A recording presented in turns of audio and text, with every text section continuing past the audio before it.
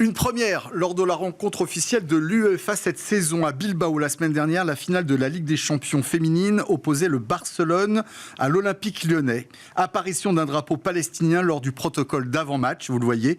Une scène chaudement applaudie par le public, mais était-elle autorisée par l'UEFA, Franck et Mickaël ? Alors, premièrement, elle n'était pas autorisée, elle n'était même pas tolérée. Il se trouve juste que 2 personnes accréditées par l'UEFA ont pénétré sur la pelouse et ont brandi ce drapeau.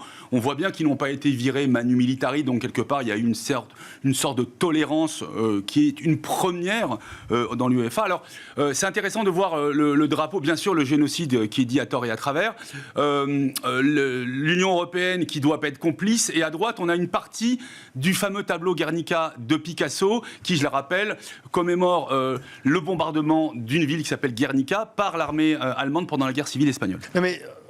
Là, c'est quand même de la focuserie phénoménale. On dit nous prendre pour des jambons, en espagnol pour des jamón, mais là vraiment, on se moque de la gueule du monde. Pourquoi ? Parce qu'en fait, d'abord, ils étaient là, tranquilles, en plein milieu. C'est-à-dire qu'ils ont même gâché le mot champion, qu'on ne voit pas. Personne ne moufte. Donc en fait, c'est quoi ? C'est vraiment comme, on le fait de temps en temps en politique. On tente le coup, si ça ne va pas... on regrettera, si ça va, ça passe. Surtout que dès qu'on voit une personne extérieure qui pénètre sur la pelouse, en général, il y a toujours des vigiles pour le choper. Mais c'est un striker. On le voit avec les strikers. Donc là, il y a 2 strikers. Ils sont pas à poil peut-être, mais pour moi, ils ont complètement gâché cette cérémonie. Et en plus, alors si on doit rentrer dans le détail, stop génocide. Mais il est où le génocide ? Encore une fois, il suffit de voir les chiffres aujourd'hui. C'est une fake news monstrueuse parce qu'elle instrumentalise la mort de gens. Et encore, c'est une guerre. Dans toutes les guerres, c'est sale. Il y a trop de victimes civiles, c'est normal. Mais in fine, il n'y a pas de génocide. C'est la propagande du Hamas. Donc, 1, c'est un coup du Hamas. 2, et ça c'est encore le plus grave, est-ce qu'ils se sont excusés l'UEFA derrière ?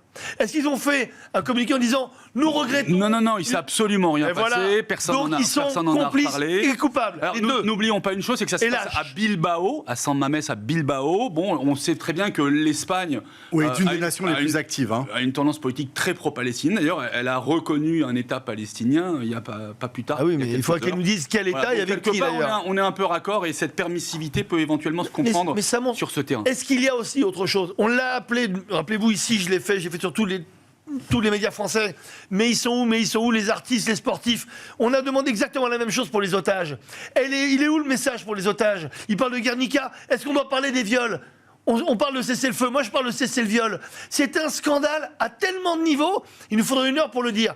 Moi, ça, je vais en faire un courrier que je vais balancer à l'UEFA et je vais balancer à la France, puisque on dit qu'on doit réagir face à des choses odieuses. Est-ce qu'il y avait au moins ça, là ? Ce petit ruban jaune, il y a encore 136 otages. À ce titre, c'est très inquiétant parce que là, on parle d'un match de Champions League, mais l'Euro 2024 arrive en Allemagne. Il va y avoir à peu près une 60aine de matchs. On risque d'avoir aussi des exactions de la sorte, en tout cas des personnes qui vont peut-être... C'est pas une exaction, je corrige, c'est une intention. Il y a une intentionnalité. Parce que quand on se dit, on met 2 mecs, au pire on les vire, et on les vire pas, et on s'excuse pas derrière, j'attends, messieurs les présidents de l'UEFA, alors que la FIFA, elle, se comporte plutôt très bien. On l'a vu il n'y a pas longtemps avec un championnat du monde des moins de 20 ans où ils ont changé de pays parce qu'ils ne voulaient pas recevoir les athlètes israéliens. Si vous êtes complice, vous l'assumerez. Voilà pour cette démonstration d'un drapeau palestinien lors de la finale féminine de la Ligue des Champions.